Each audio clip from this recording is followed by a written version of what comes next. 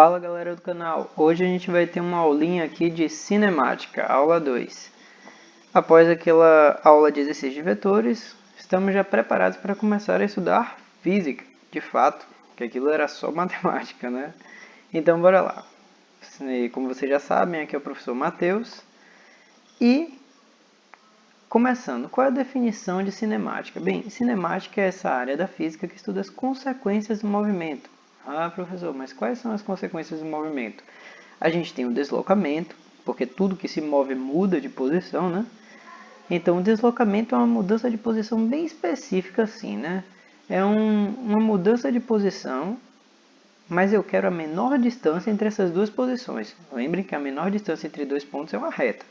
Então, o deslocamento sempre vai ser uma reta. Uma reta que eu digo assim é um segmento de reta, porque tem que ter início e tem que ter fim. Temos que ter bastante cuidado com esses termos, né? Semi-reta, reta. Então, bora lá. Velocidade também é uma consequência do movimento. Tudo que se move tem uma rapidez. Tem coisas que são muito rápidas, tem coisas que são muito devagar. Então, uma tartaruga, uma lebre, são coisas que têm rapidez diferente. Mas, o que é a velocidade de fato é uma mudança da posição. Aceleração também é uma consequência do movimento.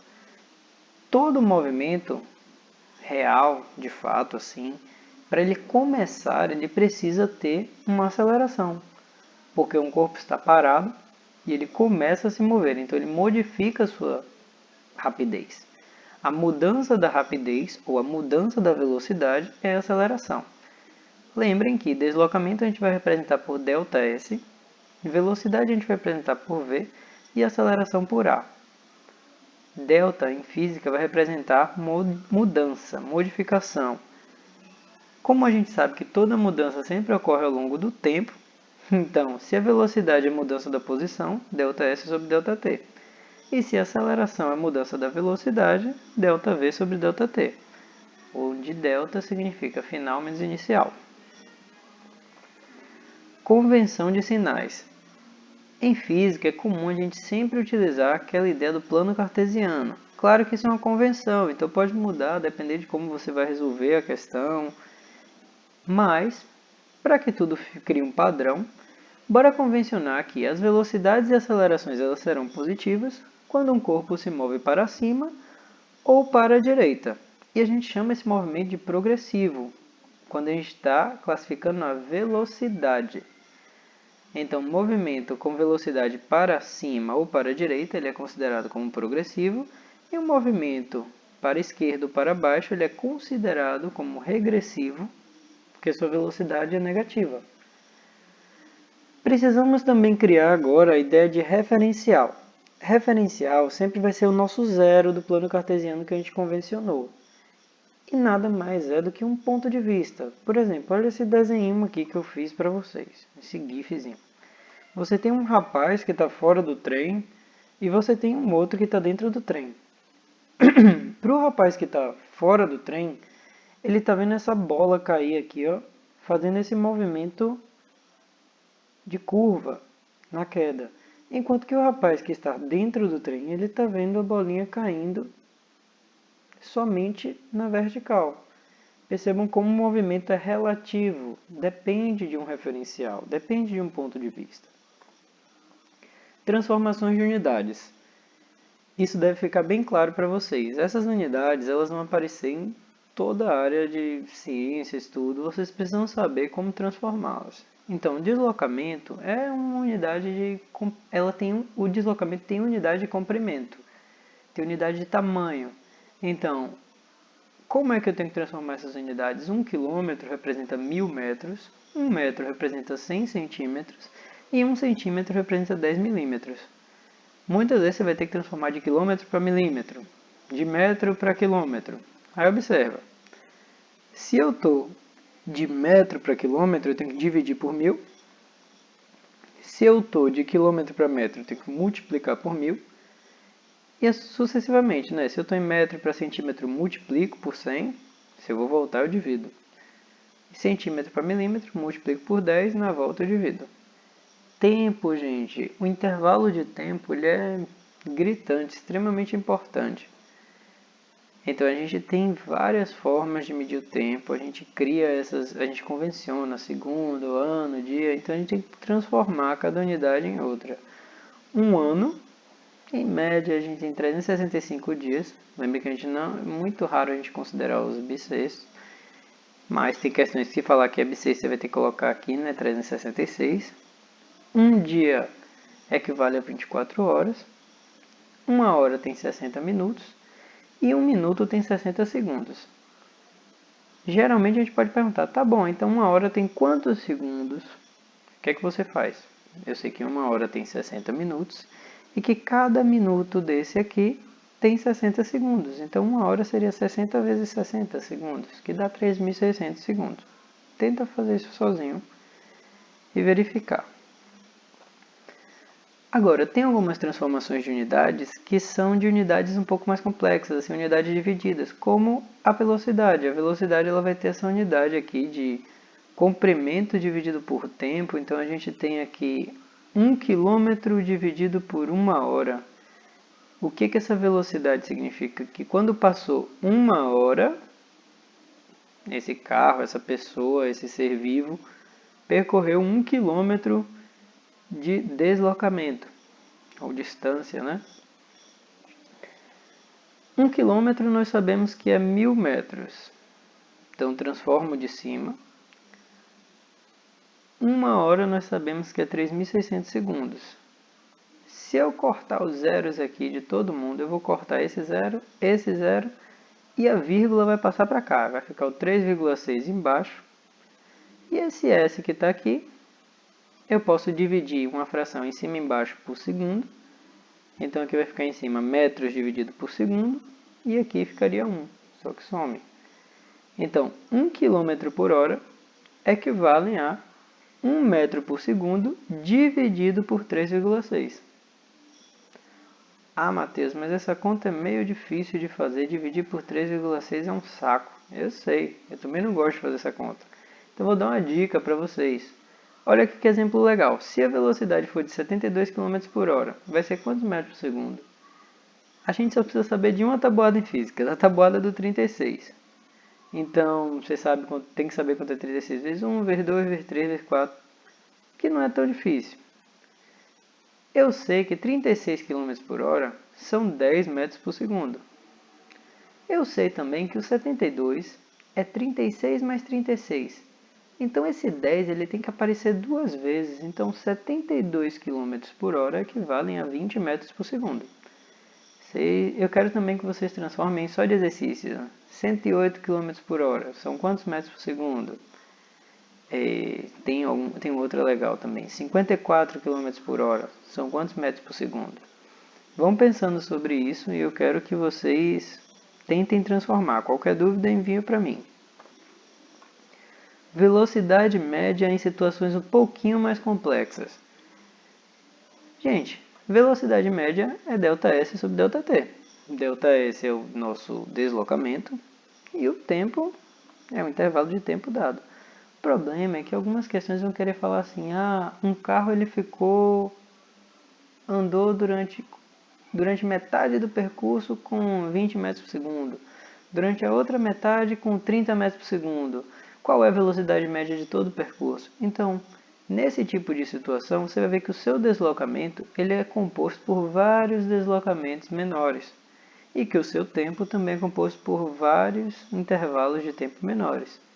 O que você precisa lembrar é que se eu isolar o deslocamento, esse tempo ele passa para outro membro multiplicando. Então, eu sei que deslocamento é a velocidade daquele trecho vezes o tempo que ele ficou naquele trecho. E também que o tempo perdido em algum trecho é o deslocamento daquele trecho dividido pela velocidade daquele trecho.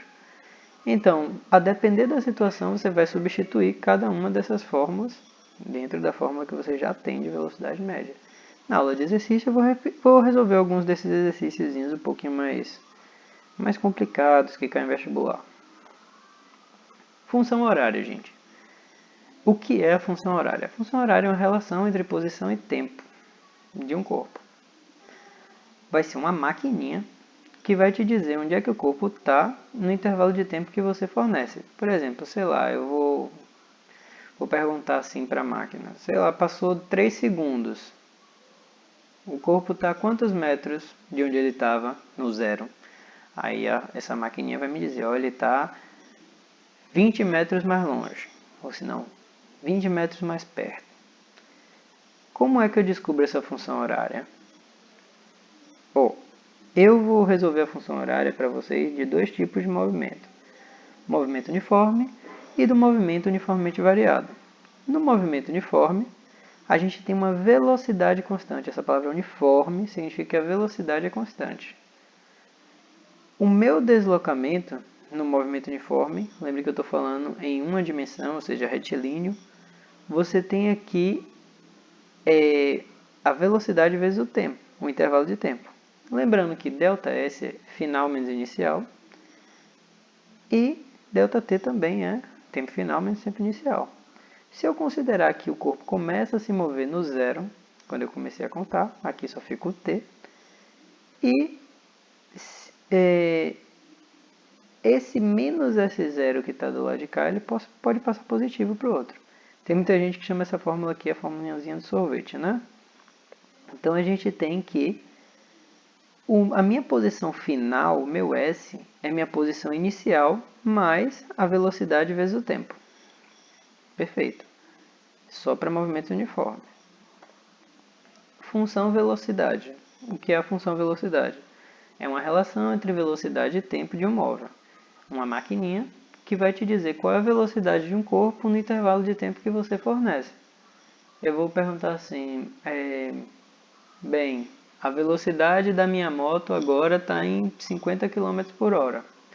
Mas e daqui a 10 segundos? Quanto é que vai estar se eu estiver acelerando?